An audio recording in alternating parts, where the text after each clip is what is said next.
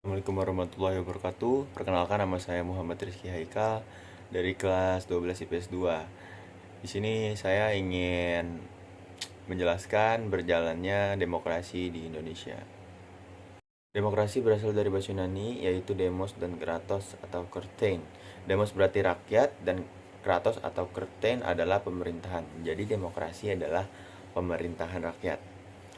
Perjalanan demokrasi di Indonesia dibagi menjadi 4 era. Yang pertama, demokrasi parlementer pada tahun 1945 sampai 1959. Sistem parlementer merupakan sistem pemerintahan sebuah negara di mana parlementer memegang peranan yang sangat penting. Parlementer memiliki kekuatan yang sangat besar bagi badan perwakilan dan lembaga legislatif. Pada sistem ini, pemerintahan ini kepala negara dijabat oleh raja atau presiden. Yang kedua, demokrasi terpimpin pada tahun 1959 dan 1965. Demokrasi terpimpin adalah kerakyatan yang dipimpin oleh hikmat kebijaksanaan dalam permusyawaratan atau perwakilan, yang berartikan musyawarah untuk mufakat secara gotong royong di antara semua kekuatan nasional yang progresif revolusioner berporoskan nasakom.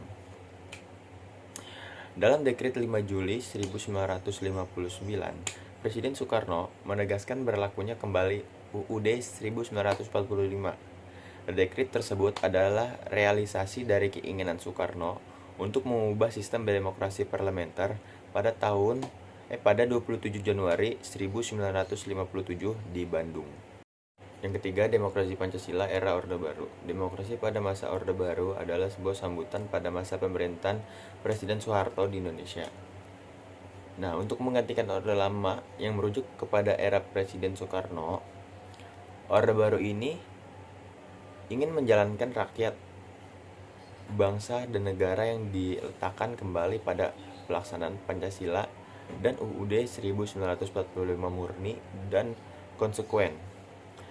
Peristiwa G30 SPKI segera mengakhiri era demokrasi terpimpin pada tahun 1969.